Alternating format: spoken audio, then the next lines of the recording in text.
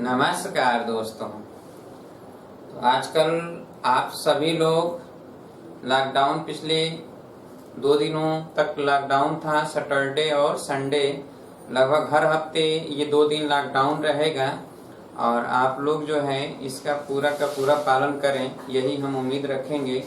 और अगर कोई हो जो बाहर निकलता हो बेवजह का, तो उसको समझाने का बात करेंगे ताकि जो है जल्दी से जल्दी कोरोना का चेन टूट जाए।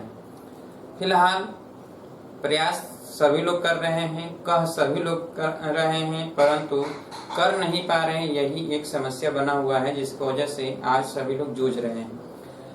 फर्स्ट 21 दिन जो लॉकडाउन हुआ था उसमें अगर सभी लोग जहां थे वहीं रह गए होते केवल 21 दिन के लिए, तो शायद आज ये स्थिति नहीं होती। लेकिन उस समय स्थितियां ये थी कि लोगों को लगा कि नहीं, हमको अपने घर वापस जाना चाहिए, और इसी में फैलता चला गया और आज स्थिति बहुत भयावह हो चुका है।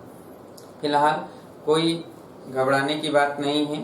अब हम लोगों को इससे डरना नहीं है, बल्कि इसी में जीने की आदत डालनी पड़ेगी। हम लोगों को इससे लड़ते हुए अपना काम भी करना है। जैसा कि आप सभी लोग घर बैठे पढ़ाई कर रहे हैं और जबरदस्त पढ़ाई कर रहे हैं। पिछले दिनों हमने कहा कि आप सभी लोग पूरी तरह से तन मन धन से लग जाइए, केवल पढ़ाई, सिर्फ पढ़ाई, यही एक रास्ता है।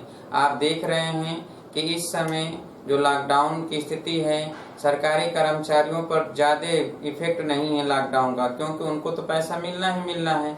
लेकिन प्राइवेट वर्क कार्य करने वाले सभी व्यक्ति XYZ सभी लोग प्रभावित हुए हैं इस लॉकडाउन से। बहुत लोगों को नुकसान हुआ है, आर्थिक स्थिति काफी दिक्कतें आई। फिलहाल इसमें सभी लोग एक दूसरे का सपोर्ट करने का प्रयास कर रहे हैं, चाहे थोड़ा हो या ज्यादा हो। लेकिन ये स्थिति कब तक रहेगी, कब खत्म होगा, ये अभी जो है संदेह की स्थिति बनी हुई है। पर हम लोगों को इसी में अपनी पढ़ाई नहीं छोड़ना है, क्योंकि टारगेट है आप सभी लोगों का सर्विस, नौकरी, ठीक है। और नौकरी के लिए आप लोग अभी से एक कदम बढ़ा दिए हैं आगे कि डिप्लोमा करेंगे, और डिप्लोमा करने के बाद आप नौकरी के लिए, JEE के लिए, चाहे अन्य चीज के लिए फॉर्म डालेंगे।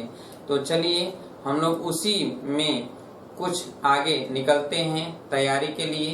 तो पिछले दिनों हम लोगों ने चाल, समय, दूरी से संबंधित कुछ चीजों को पढ़ा था। अब आज हम लोग उसी में कुछ और चीजें पढ़ेंगे, चाल, समय और दूरी से संबंधित। तो पिछले दिनों हमने चोर को पकड़ लिया था, पिछले दिनों चोर को पकड़ लिया था ना आप सभी लोगों ने। अब हम लोग देखेंगे कुछ चीजें। जब दो दोस्त जो है, एक जो है A से चलता है B की ओर और एक B से चलता है A की ओर। B से जो चलता है वो V2 चाल से चलता है इधर, और A से जो चलता है वो V1 चाल से चलता है, और यहाँ पर वो मिल जाते हैं। सपोज दैट कहीं मिलते हैं, मान लेते हैं ये P बिंदु पर मिलते हैं।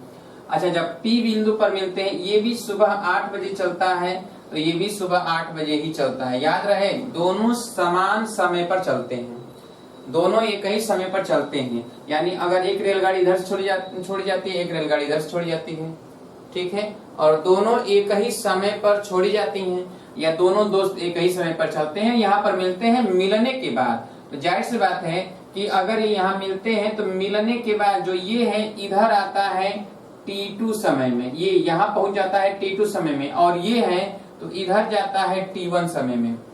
इसका मतलब ये V1 चाल से तय किया होगा और ये V2 चाल से तय किया होगा। अब जरा आप समझिए कि जैसे अगर 8 बजे से चला और यहाँ पर 9 बजे पहुंचा, तो इसका मतलब ये भी तो 8 बजे चला और यहाँ 9 बजे पहुंचा, तभी तो इससे मिला। इसका मतलब है कि यहाँ से यहाँ तक जाने में इस A के द्वारा जो समय लगा, वही समय B के द्वारा यहाँ से यहाँ तक आने में लगा समय है। तो अब यहाँ पर हम क्या करेंगे कि इस स्थिति में जब यहाँ पर P बिंदु है, तो P बिंदु दूसरे के द्वारा T2 समय लग रहा है V2 चाल से, तो ये तो दूरी निकल जाएगा, ये दूरी S, ये S हो जाएगा क्या, V2 S1, V2 into T2 हो गया। और इधर जो दूरी है इसको अगर हम S1 मानते हैं तो ये V1 इंटू T1 हो गया। और इस दूरी को पहले ने किस चाल से तय किया था, दूसरा ने V2 चाल से।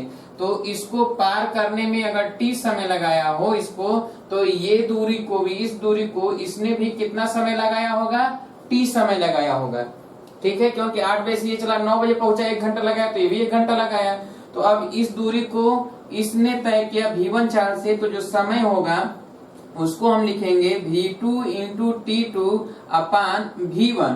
अच्छा, ये दूरी पता हो चुका है v1 इंटू T1, तो इसके द्वारा जो T होगा वो होगा v1 इंटू T1 अपान v2, क्योंकि पहले स्थिति में v2 चाल से चला गया था इस दूरी को। अब देखिए ये दोनों दूरी आपस में बराबर है, तो हम लिखेंगे क्या कि v2 इंटू T2 अपान v1 बराबर v1 इंटू T1 अपान v2। अब देखिए इसका गुणा इधर और इसका गुणा इधर कर दे, T1 आ जाए यहाँ पर, तो ये हो जाएगा T2 अपान T1 बराबर हो जाएगा v1 में v1 का गुणा होगा तो v1 square upon v2 square. ठीक है, या हम इसी को लिख दें तो v1 अपान v2 बराबर अंडर रूट T2 अपान T1। तो जरा जल्दी से इसे लिख लीजिए, फार्मूला डायरेक्ट लिखिए। यदि दो स्थानों A व B से एक ही समय पर दो स्थानों A व B से एक ही समय पर एक दूसरे की ओर क्रमशः v1 व v2 चाल से चलना प्रारंभ करते हूं, जो कुछ समय बाद किसी स्थान पर मिलते हैं और मिलने के बाद पहला व्यक्ति दूसरे स्थान पर तथा दूसरा व्यक्ति पहले स्थान पर T1 व T2 समय में पहुंच जाते हों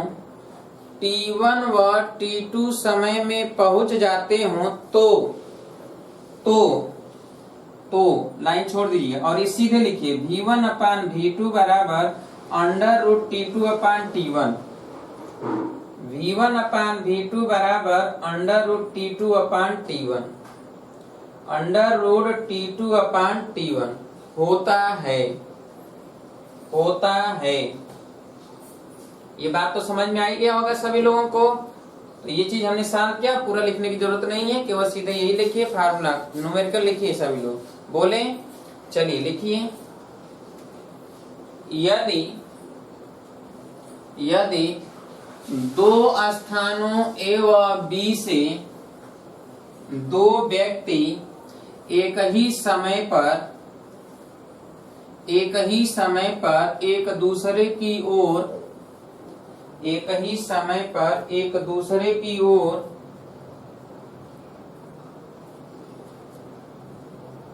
v1 व v2 चाल से चलना प्रारंभ करते हूं, जो किसी स्थान पर मिलने के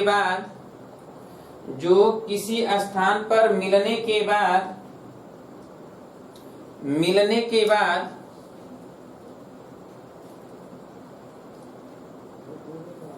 क्रमशः 4 घंटे व 9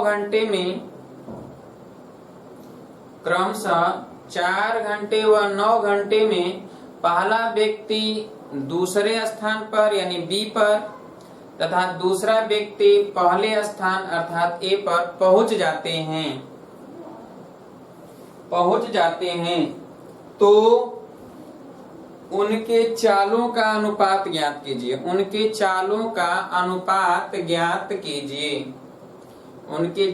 का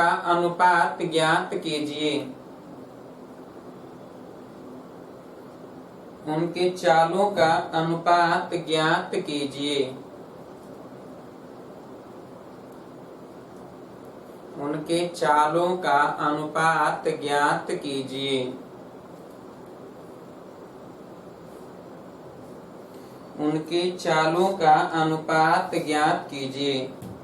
हो गया।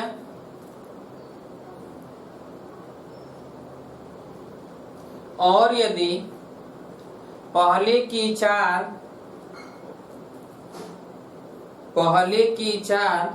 12 किलोमीटर प्रति घंटा हो तो दोनों स्थानों के बीच की दूरी ज्ञात कीजिए। दोनों स्थानों के बीच की दूरी ज्ञात कीजिए। दोनों स्थानों के बीच की दूरी ज्ञात कीजिए। तो चलिए,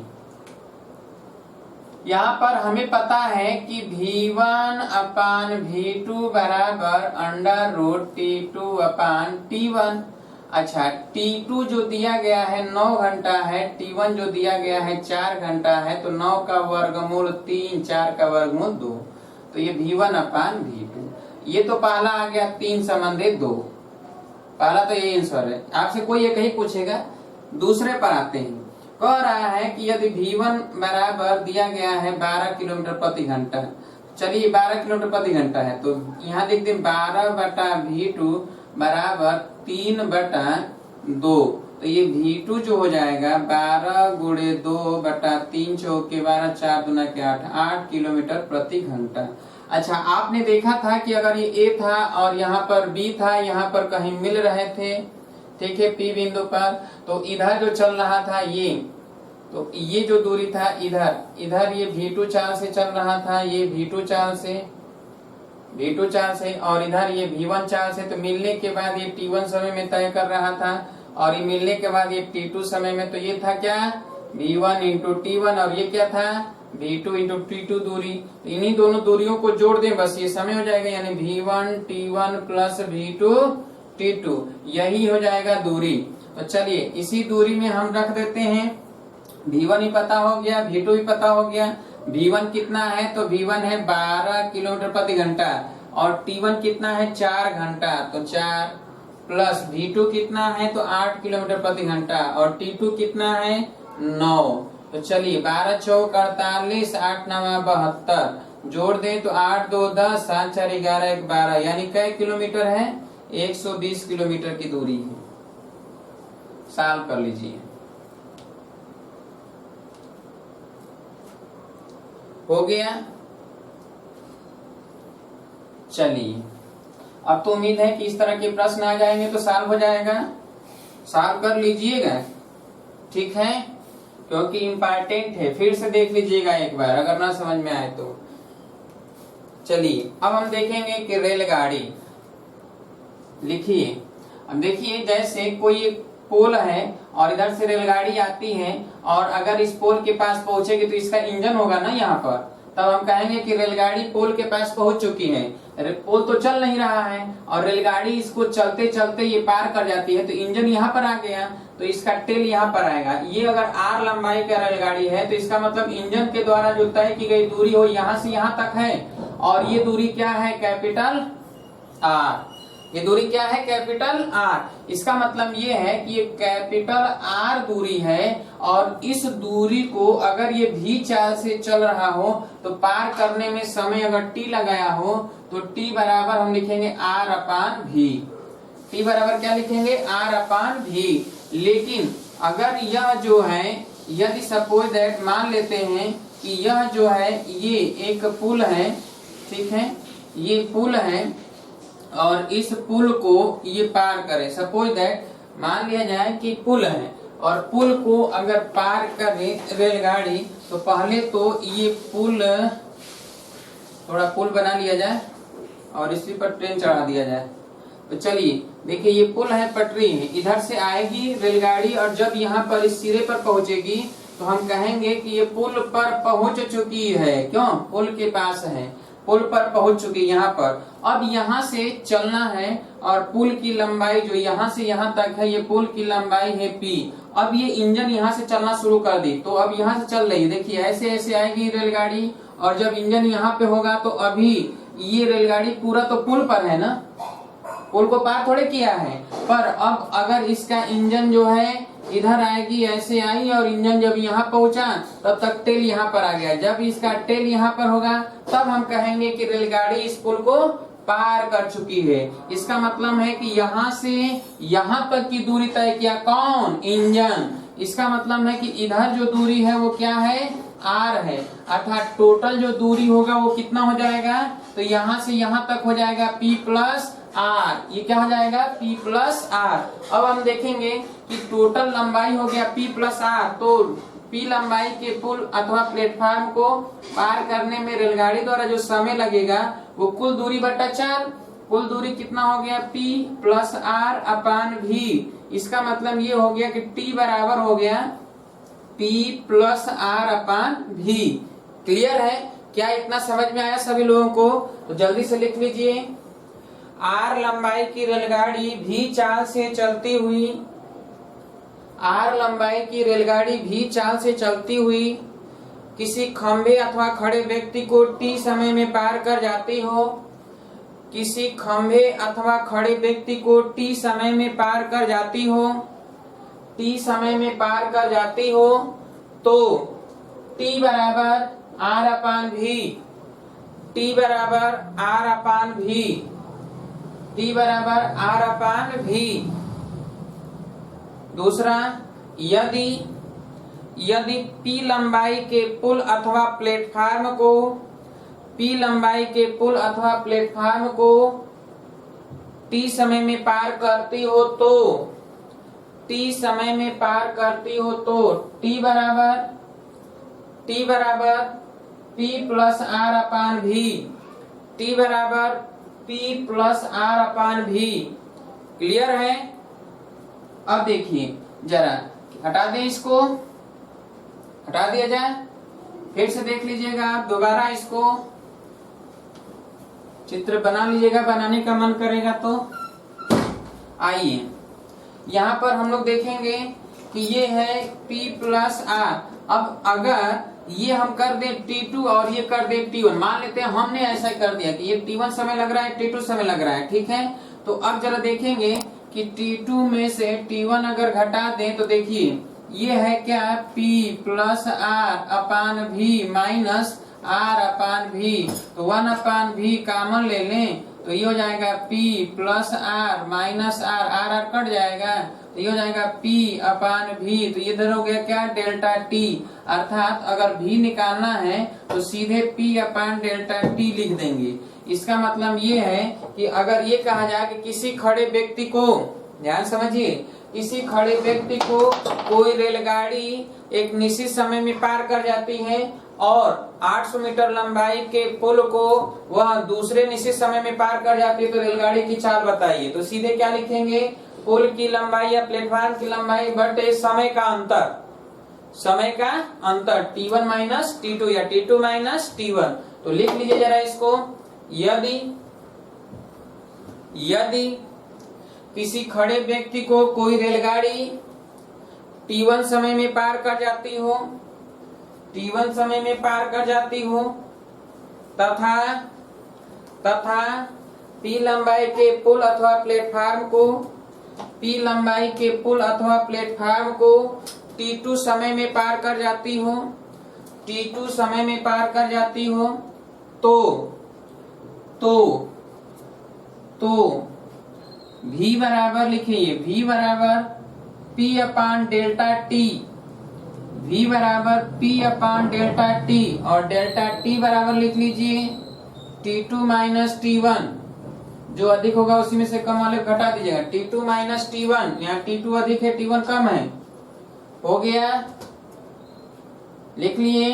अच्छा, जब V पता हो गया तब आप लिखेंगे रेलगाड़ी की लंबाई R बराबर, रेलगाड़ी की लंबाई भी पूछ सकता है, तो रेलगाड़ी की लंबाई R बराबर लिखेंगे क्या, तो V into T1, V into T1। लेकिन ये तो तब आएगा ना जब चाल आ जाएगा, तो चाल निकालना ज्यादा जरूरी है, ठीक है। चलिए अब लिख लेते हैं कुछ प्रश्न, लिख लिया जाए, बोलिए, लिखिए। 900 मीटर लंबाई की कोई रेलगाड़ी, 900 मीटर लंबाई की कोई रेलगाड़ी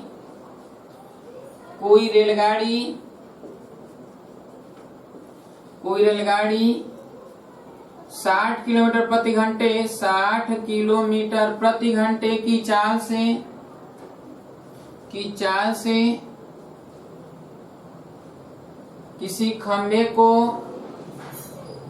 को कितने समय में पार कर जाएगी, कितने समय में पार कर जाएगी, कितने समय में पार कर जाएगी, कितने समय में पार कर जाएगी, कितने समय में पार कर जाएगी। तो चलिए ये दिया गया है क्या, आर बराबर 900 मीटर और भी बराबर दिया गया है 60 किलोमीटर प्रति घंटा। तो अब हमें टी निकालना है, तो आर अपान वी से, अब यहाँ आर है 900 मीटर और ये 60 किलोमीटर प्रति घंटा को मीटर पर सेकंड में, तो 5/18 यानी 900 गुणे 18 ऊपर कर देते हैं, ठीक है, और नीचे 60 गुणे 5। अब देखिए 0 0 कैंसिल, 5 6 के 30, 30 3 90, 18 3 54 यानी 54 सेकंड में पार हो जाएगा। लिख लीजिए, सॉल्व कर लीजिए जल्दी से।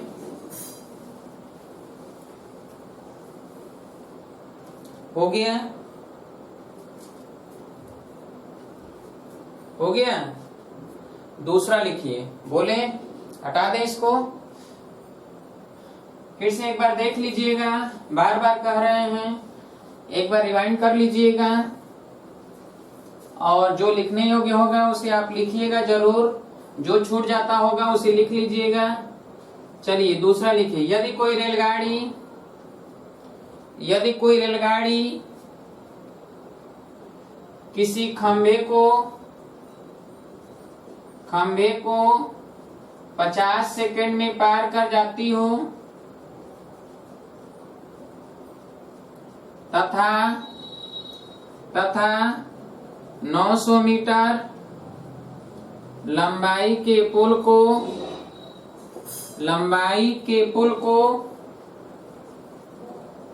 को उसी चाल से 1 मिनट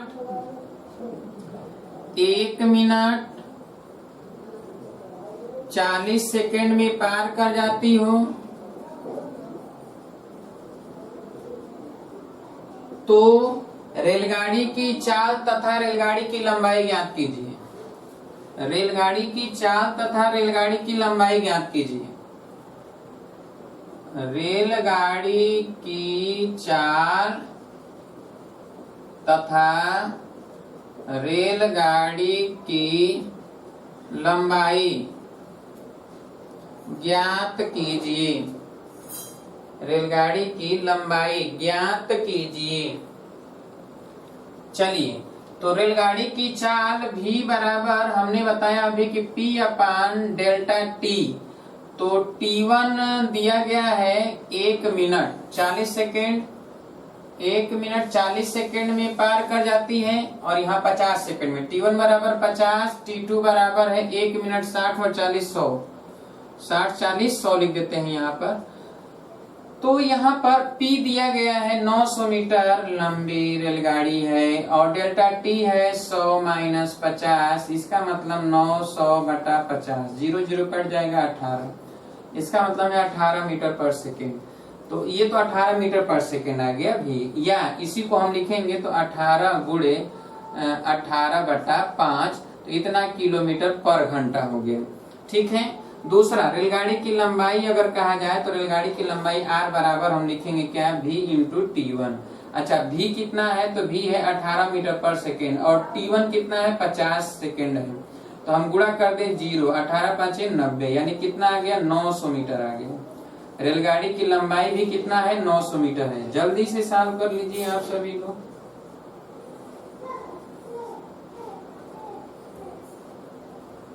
हो गया, लिख लिए।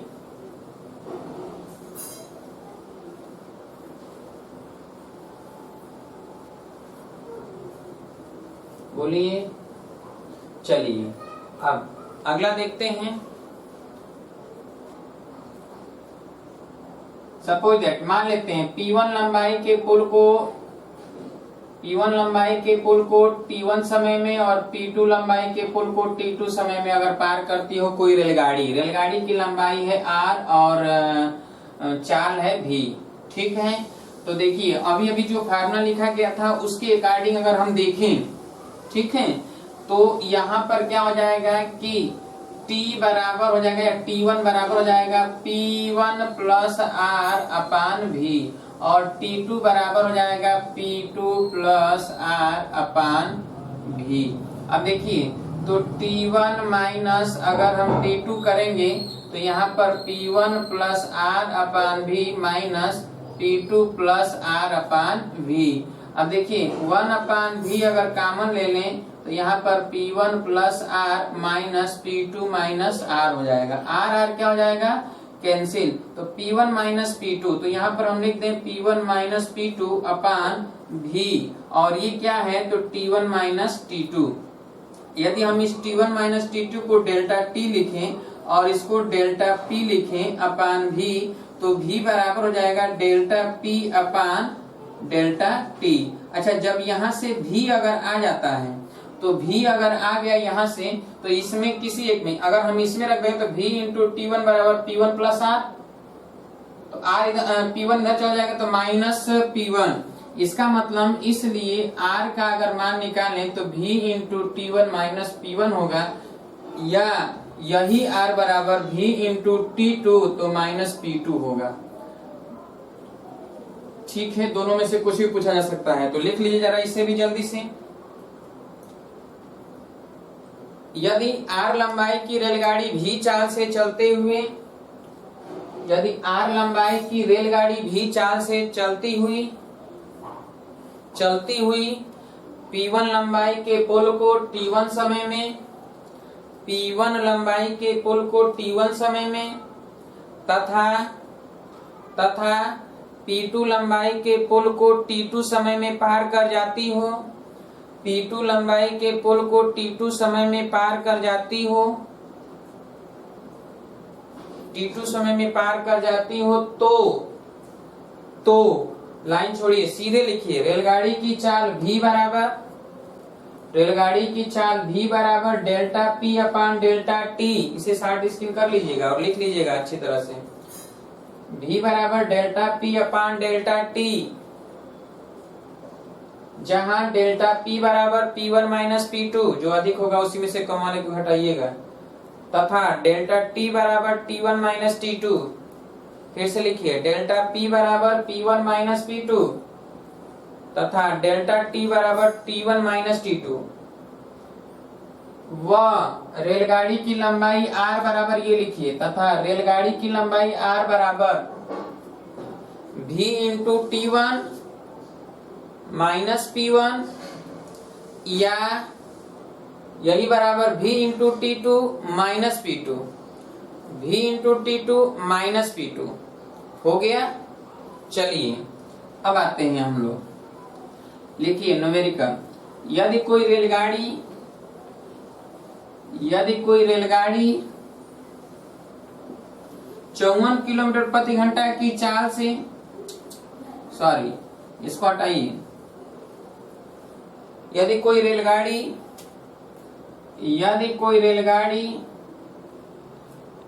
1200 मीटर लंबाई के पुल को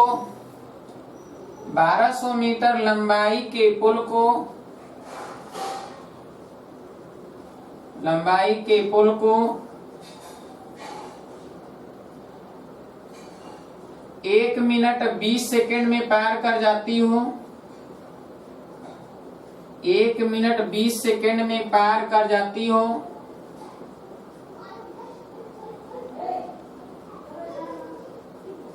तथा उसी चाल से 800 मीटर लंबाई के पुल को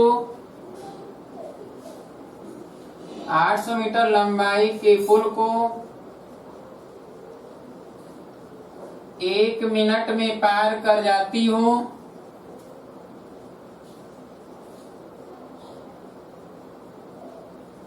तो रेलगाड़ी की चाल किलोमीटर प्रति घंटा में तथा रेलगाड़ी की लंबाई मीटर में ज्ञात कीजिए। रेलगाड़ी की चाल किलोमीटर प्रति घंटा में तथा रेलगाड़ी की लंबाई मीटर में ज्ञात कीजिए।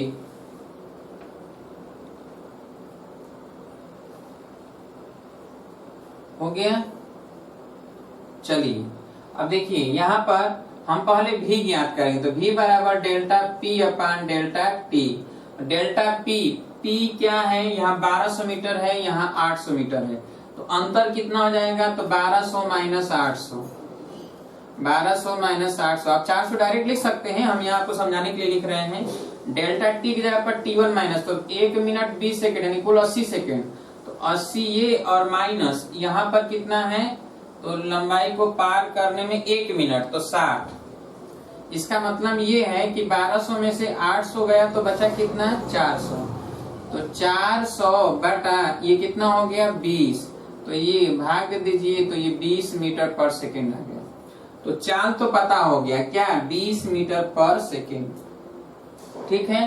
जब चाल पता हो गया 20 मीटर पर सेकेंड, इसका मतलब ये है कि आप जो है इस 20 मीटर पर सेकेंड को किलोमीटर पर आवर में बदलने के लिए 18/5 से गुणा कर दी, 5 चौके 20, 18 चौक 72, 72 किलोमीटर प्रति घंटा हो गया। चाल तो पता हो गया। अब अभी हमको निकालना है आर, तो आर के लिए ये फार्मूले में से रखने किसी एक को, दो फार्मूला है हमारे पास, तो v into T1 minus P1, तो v कितना है 20 है, T1 कितना है 1 मिनट 20 सेकेंड यानी 80 लिखेंगे, और P1 कितना है 1200 लिखेंगे, तो ये हो जाएगा 1600, 8 गुना के 16, 1600 माइनस 1200 बराबर हो गया कितना 400, यानी रेलगाड़ी की लंबाई है 400 मीटर। सॉल्व कर लीजिए। बहुत इंपॉर्टेंट प्रश्न है, अक्सर पूछे जाते हैं, याद रखिएगा। रेलगाड़ी से संबंधित अक्सर ये प्रश्न पूछे जाते हैं।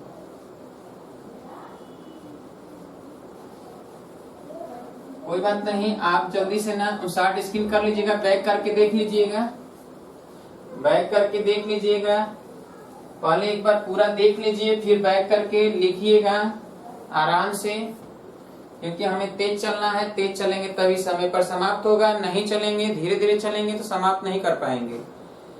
जो 1 महीने का कोर्स होता है उसको 2 दिन में समाप्त करना है, तो कैसे समाप्त होगा, तो तेज तो चलना पड़ेगा ना, ये कुछ छूटने भी ना पाए और हम लोग पढ़ ले, रिवीजन भी कर लें अच्छी तरह से, ठीक है, कि कम समय में ही पढ़कर अच्छा नंबर आ जाए। और उम्मीद है कि अगर आप सही चीजें, जितना चीज हम बता रहे हैं उसमें से एक भी चीज अगर भूलोगे नहीं तो पूरी गारंटी है आप अच्छे रैंक लाओगे, अपना भी नाम रोशन करोगे आप लोग और अपने माँ बाप का भी नाम रोशन करेंगे। लेकिन एक भी चीज भूलेंगे नहीं, तब इससे बाहर का एक भी प्रश्न नहीं आएगा, इसकी भी गारंटी है। किस्मत अगर खराब होगा तभी हो सकता है, नहीं तो जितना बता रहे हैं इसी स्तर के प्रश्न पूछे जा सकते हैं। नंबर केवल डिजिट बदल सकते हैं लेकिन तरीका नहीं बदलेगा, याद रखिएगा इस बात को। चलिए हो गया।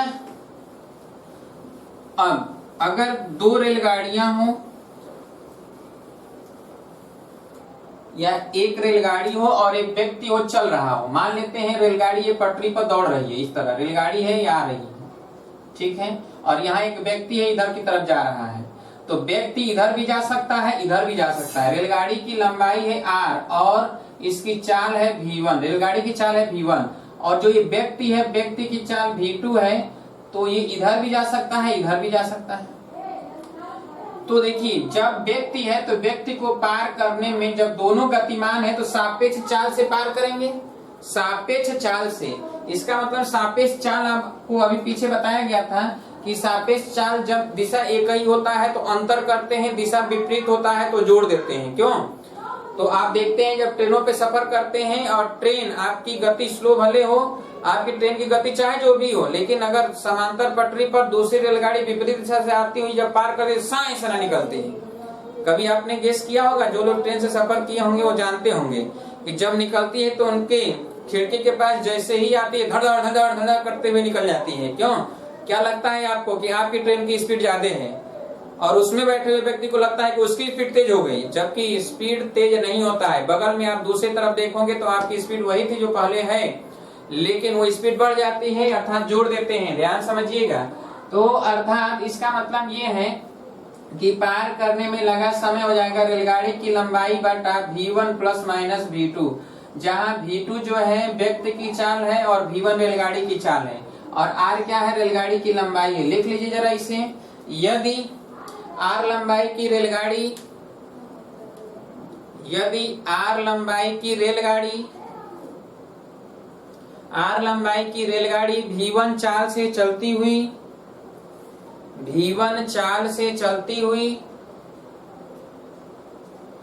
V2 चाल से चलने वाले व्यक्ति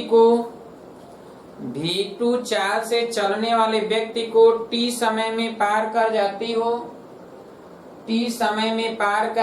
हो तो ये लिखिए T बराबर R अपान V1 plus minus V2, T बराबर R अपान V1 प्लस माइनस V2 होता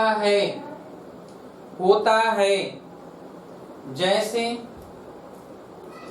अच्छा इसमें याद रखिएगा प्लस कब लगाएंगे, जब दिशा विपरीत होगा, और माइनस कब लगाएंगे, जब दोनों ही कई दिशा में होंगे। क्यों? तो लिखिए जैसे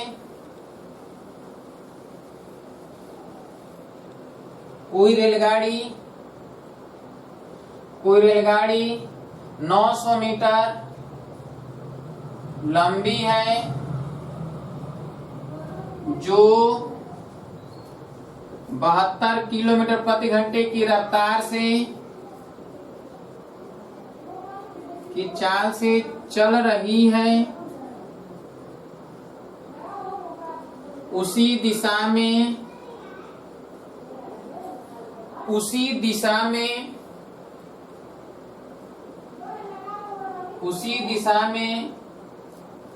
36 किलोमीटर प्रति घंटा की चाल से चलने वाले किसी व्यक्ति को कितने समय में पार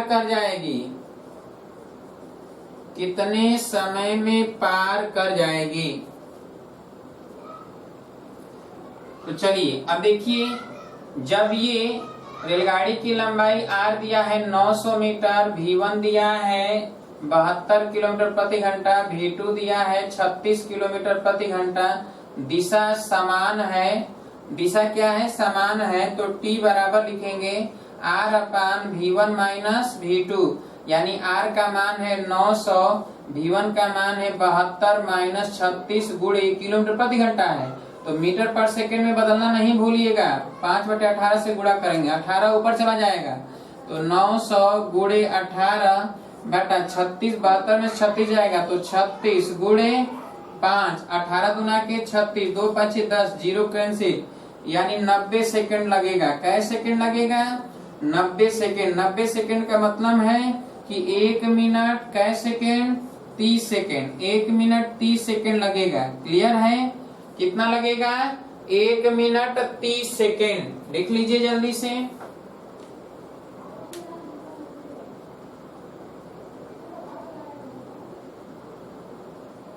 एक मिनट 30 सेकेंड हो गया।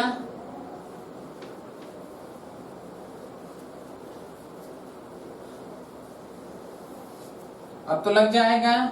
अगर ये विपरीत दिशा होता तो यहाँ जुड़ जाता, V1 प्लस V2 कर देते। ठीक है। अब देखिए, अगर सपोज दैट रेलगाड़ी यहाँ पर हो और इस दिशा में जा रही हो, V1 चाल से इसकी लंबाई R हो, व्यक्ति यहाँ पर हो, व्यक्ति यहाँ पर है और ये इधर की तरफ जा रहा है, V2 चाल से ये भी इधर जा रहा है, लेकिन इनके बीच की दूरी S है, इनके बीच की दूरी S है। तो पहले ये रेलगाड़ी इस दूरी को कवर करेगी और फिर इसको पार करेगी। इसका मतलब उस कंडीशन में जो पार करने में समय लगेगा, T बराबर R प्लस ये S जो दूरी होगा बीच का, और अपान V1 प्लस माइनस V2।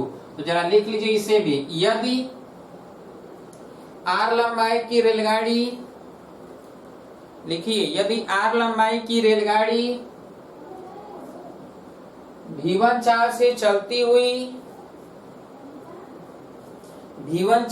चलती हुई अपने से S दूरी पर V2 चाल से चलने वाले किसी व्यक्ति को, अपने से S दूरी पर V2 चाल से चलने वाले किसी व्यक्ति को T समय में पार कर जाती हो, T समय में पार कर जाती हो तो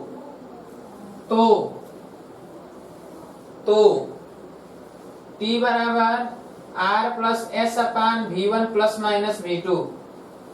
T बराबर R प्लस एस अपान V1 प्लस माइनस V2 हो गया। जैसे जैसे जैसे लिखिए पहला नंबर प्रश्न, एक ही प्रश्न नहीं लगा पाएंगे। बोले 1200 मीटर लंबी रेलगाड़ी 1200 मीटर लंबी रेलगाड़ी 60 किलोमीटर प्रति घंटे की चाल से चल रही है, जिससे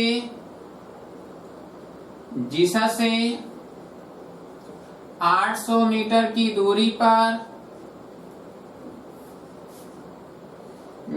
दूरी से 30 किलोमीटर प्रति घंटा की चाल से विपरीत दिशा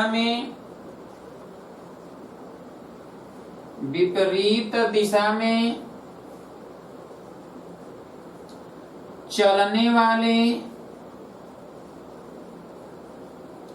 व्यक्ति को कितने समय में पार कर जाएगी? कितने समय में पार कर जाएगी? कितने समय में पार कर जाएगी? चलिए तो हम देखते हैं यहाँ पर दिया है R यानी T बराबर R है 1200, S है 800 अपान V1 प्लस V2 होगा तो 60 प्लस 30, क्योंकि विपरीत दिशा में है। ये किलोमीटर प्रति घंटा है, मीटर पर सेकंड बदलने के लिए 5/18 से गुणा कर देंगे। चलिए 1200 और 800 2000 हो जाएगा, यहाँ 2000 लिख दें और 18 ऊपर चला जाएगा। ये 60 और 30 हो गया 90 और गुणे हो जाएगा 5। अब चलिए ये 0 से 0 काट देते हैं, 9 दूना 18 हो गया और ये 5 चौक के 20, यानी यहाँ पर हो गया 40। 40 में 2 का गुणा कर दें 80, यानी 80 सेकेंड में पार कर जाएगी। 80 सेकेंड, 80 सेकेंड का मतलब है कि 1 मिनट 20 सेकेंड, 1 मिनट 20 सेकेंड में पार कर जाएगी। 1 मिनट 20 सेकेंड में पार कर जाएगी। ठीक है, चलिए अगला नंबर देख लेते हैं हम लोग। जब 2 रेलगाड़ियां हो, ठीक है, 2 रेलगाड़ी हो, सपोज दैट मान लेते हैं कि R1 लंबाई की रेलगाड़ी है और ये R1 लंबाई की रेलगाड़ी है और ये R2 लंबाई की रेलगाड़ी है। ठीक है, ये V1 चाल से चल रही है, V2 चाल से चल रही है। सपोज दैट अगर ये भी इधर चल रही है, ये भी इधर चल रही है, तो इसके जब टेल को पकड़ेगी ये हेड, इसका ये हेड है और ये टेल है, हेड यहाँ पर है।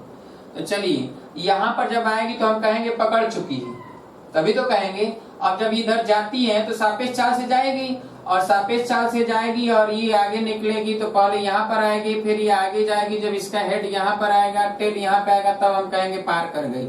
यानी सापेक्ष चाल से पार करेगी तो कितनी दूरी तय करना पड़ेगा इसके हेड द्वारा? तो ये R2 और ये R1, यानी R1 प्लस R2 दूरी तय करना पड़ेगा, चाहे वो विपरीत दिशा हो या फिर एक ही दिशा हो। तो दूरी तो पता हो गया, तो सापेक्ष चाल से भाग दे दें तो समय निकल जाएगा। R1 प्लस R2 दूरी हो जाएगा टोटल, और सापेक्ष चाल V1 प्लस माइनस V2। और अगर इनके बीच का दूरी कुछ होता है, यानी एक ट्रेन यहाँ पर है और एक ट्रेन यहाँ पर है और दोनों ही गतिमान है और ये दूरी है इनके बीच का क्या, S। तो जब दूरी होता है तो उस कंडीशन में T बराबर हो जाता है क्या, R1 plus R2 plus S हो जाता है। ठीक है, और अपान V1 प्लस माइनस V2। तो जरा इन दोनों को लिख लीजिए। लिखिए, यदि 2 रेलगाड़ियां समांतर पटरियों पे V1 व V2 चाल से चल रही हैं, V1 व V2 चाल से चल रही हैं, जिनकी लंबाइयां क्रमशः R1 व R2 है, जिनकी लंबाइयां क्रमशः R1 व R2 है, जिनकी लंबाइयां क्रमशः R1 व R2 है,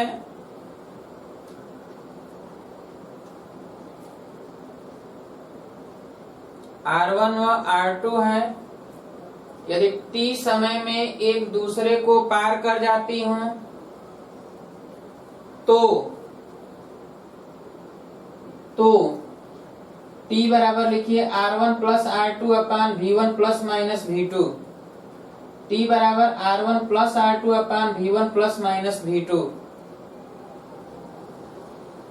दूसरा लिखिए यदि दोनों रेलगाड़ियों के बीच की दूरी S हो, दोनों रेलगाड़ियों के बीच की दूरी S हो तो पार करने में लगा समय T बराबर, पार करने में लगा समय T बराबर R1 plus R2 plus S अपान V1 प्लस माइनस V2,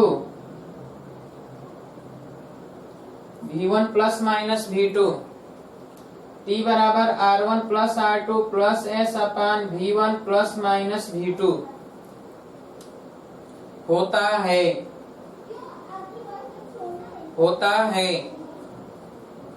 जैसे लिखिए, बोले, लिखिए यदि दो रेलगाड़ियां 700 तथा 800 मीटर लंबाई की हैं जो समांतर पटरियों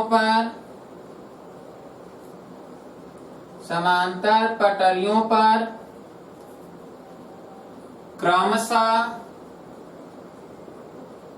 क्रमशः 36 किलोमीटर प्रति घंटा तथा 54 किलोमीटर प्रति घंटा की चाल से विपरीत दिशा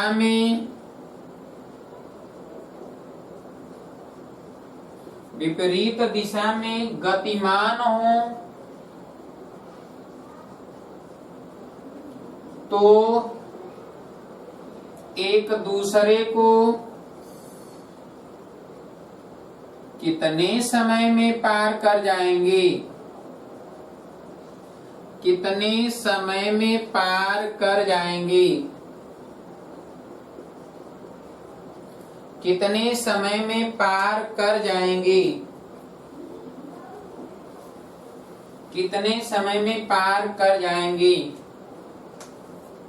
तो T बराबर हम लिखेंगे R1 प्लस R2 700 प्लस 800 अपान 36 प्लस 54 और गुणे 5/18 प्लस रखेंगे इसलिए कि विपरीत दिशा है।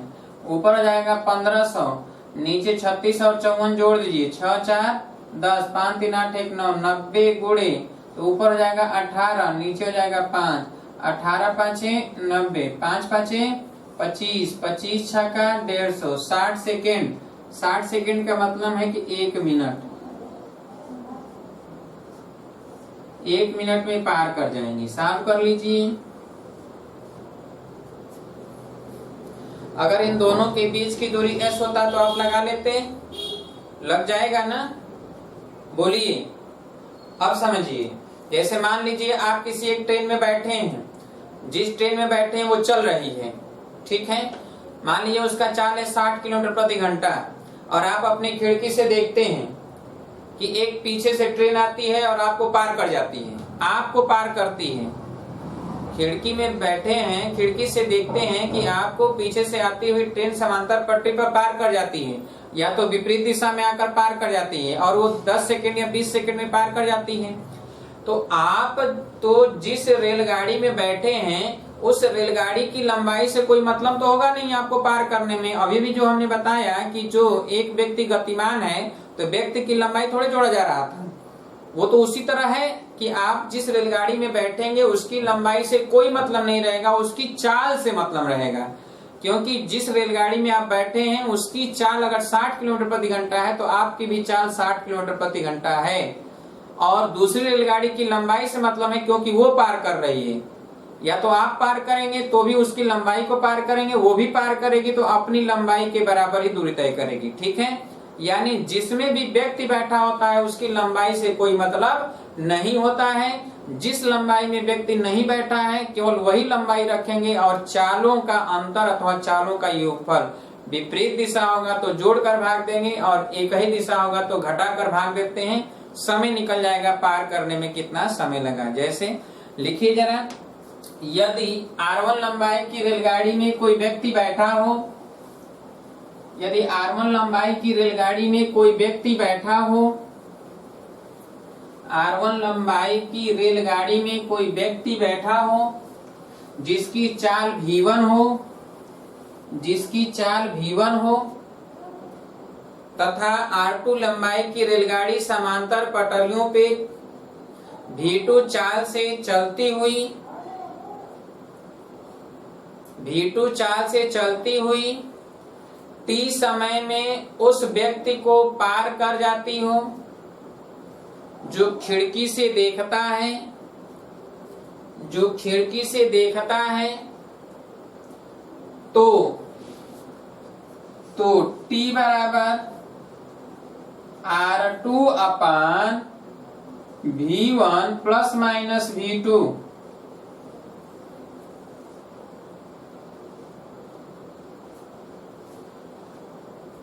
ब्रैकेट में लिखिए, R2 उस रेलगाड़ी की लंबाई है जिसमें व्यक्ति बैठा न हो। R2 उस रेलगाड़ी की लंबाई है जिसमें व्यक्ति बैठा न हो। जैसे जैसे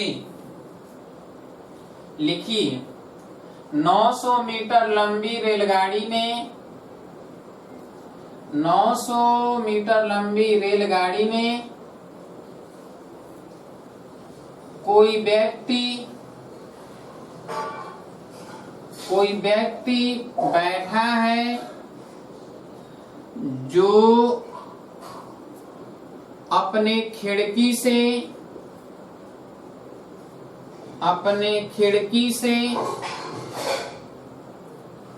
देखता है कि दूसरी रेलगाड़ी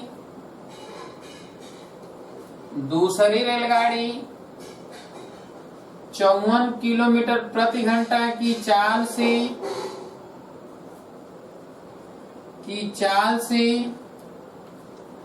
विपरीत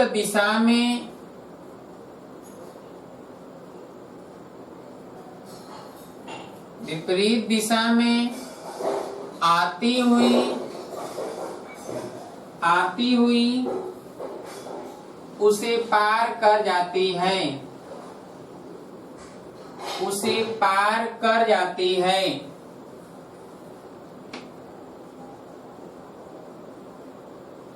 जिसकी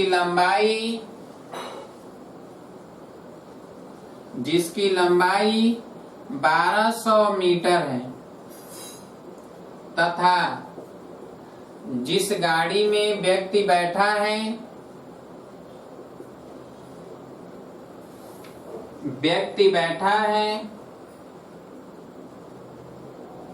उसकी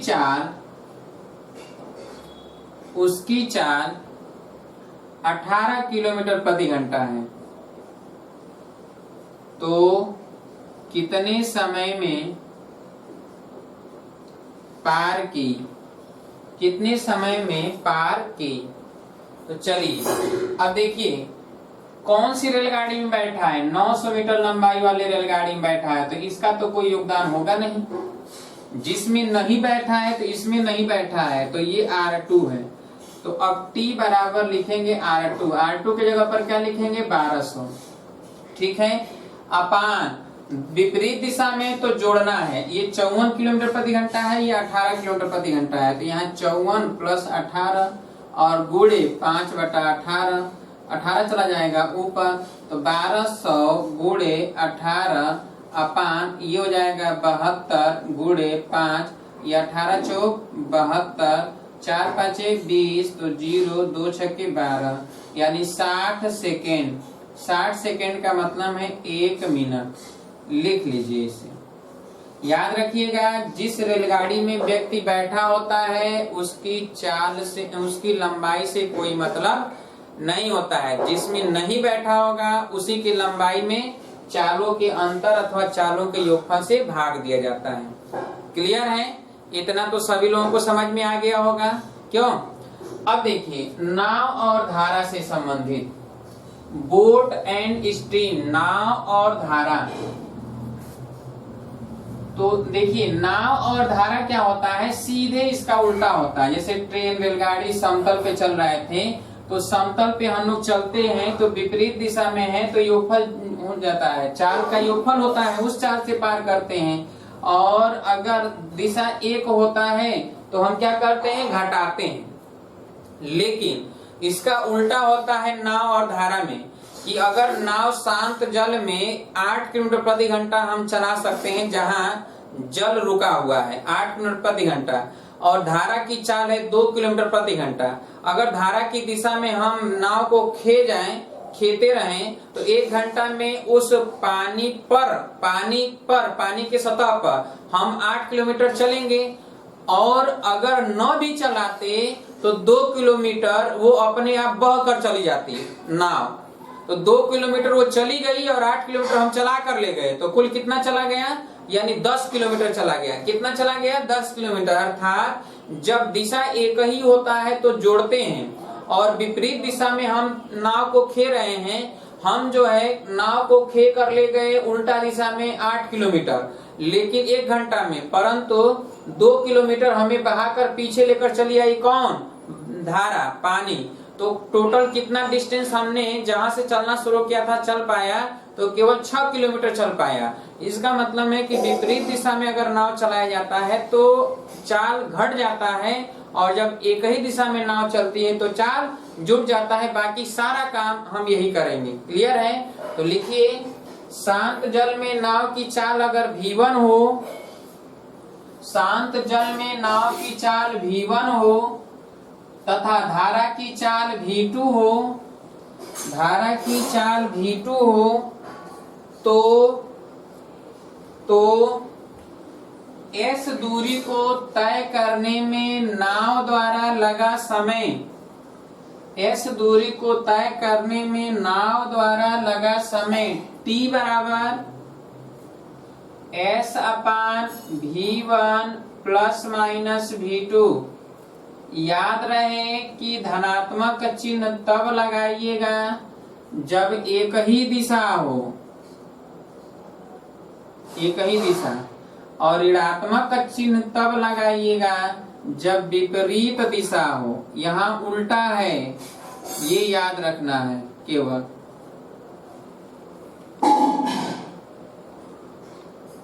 ठीक है?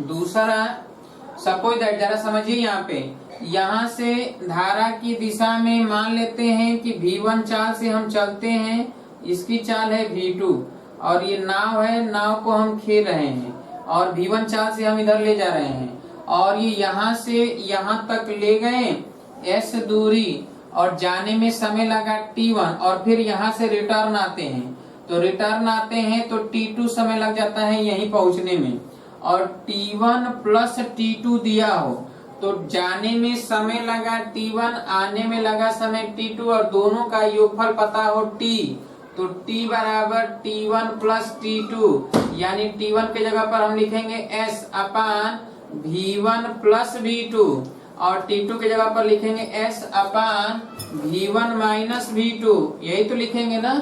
तो अब देखिए, ये याद रखिएगा, वेरी वेरी मोस्ट इम्पोर्टेंट, इससे प्रश्न बहुत पूछे जाते हैं। ठीक है? तो जरा इस पर लिख लीजिए, यदि यदि S दूरी नाव द्वारा धारा की दिशा में जाकर S दूरी नाव द्वारा धारा की दिशा में जाकर वापस आने में लगा समय T हो तो T बराबर ये लिखिए S/V1 प्लस V2 और प्लस S/V1 माइनस V2 होता है। क्लियर? जैसे लिखिए, जरा प्रश्न लिखिए। यदि शांत जल में नाव की चाल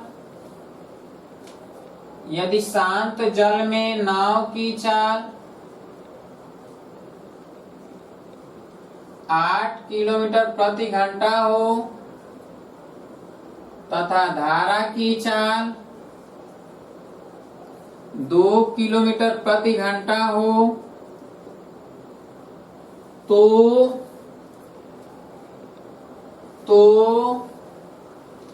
धारा की दिशा में 40 किलोमीटर की दूरी कितने समय में तय किया जाएगा?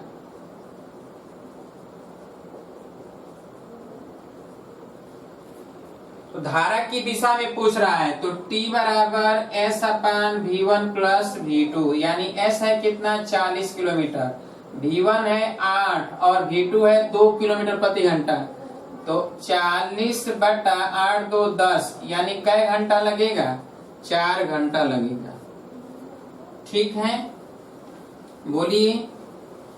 दूसरा लिखिए, यदि शांत जल में नाव की चाल 12 किलोमीटर प्रति घंटा हो तथा धारा की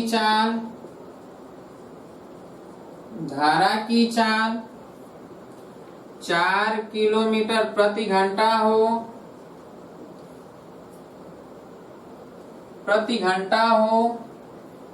तो धारा की दिशा में कितनी दूरी जाकर वापस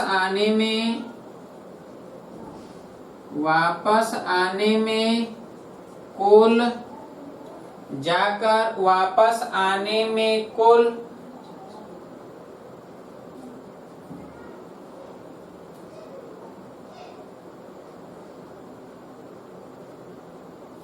कुल 9 घंटे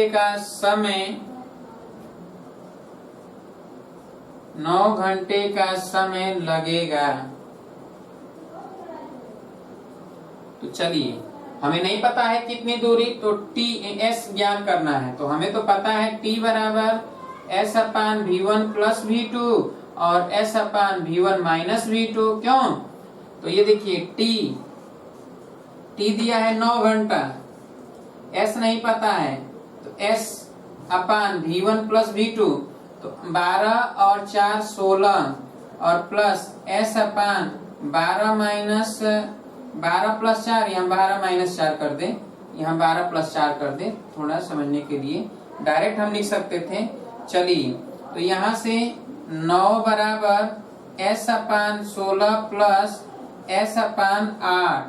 ठीक है, अब 16 और 8 का एलसीएम, 16 और 8 का एलसीएम ले लिया जाए तो 48। यहाँ पर लिख देते हैं क्या? 48। 16 और 8 का एलसीएम 48।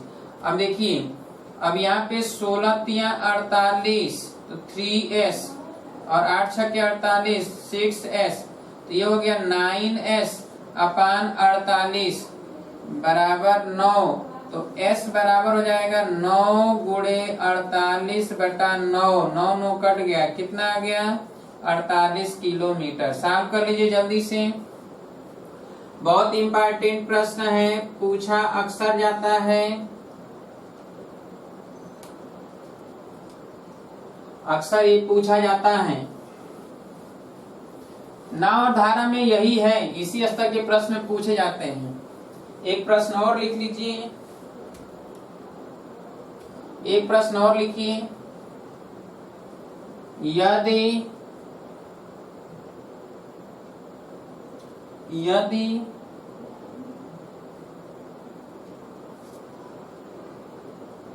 धारा की दिशा में धारा की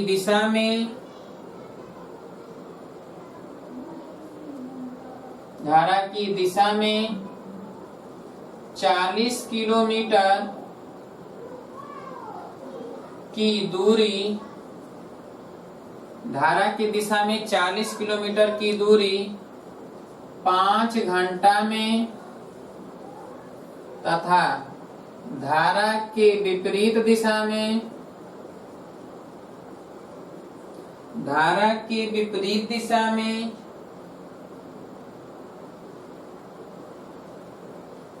24 किलोमीटर की दूरी 6 घंटा में तय किया जाता हो तो नाव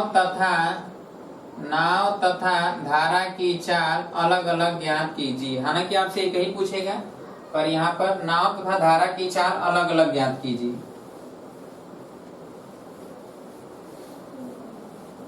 अच्छा, तो आपको पता है कि T बराबर होता है S/V1 प्लस V2 और T डैश बराबर हो जाएगा S/S2, यहाँ S1 कर दें, V1 माइनस V2।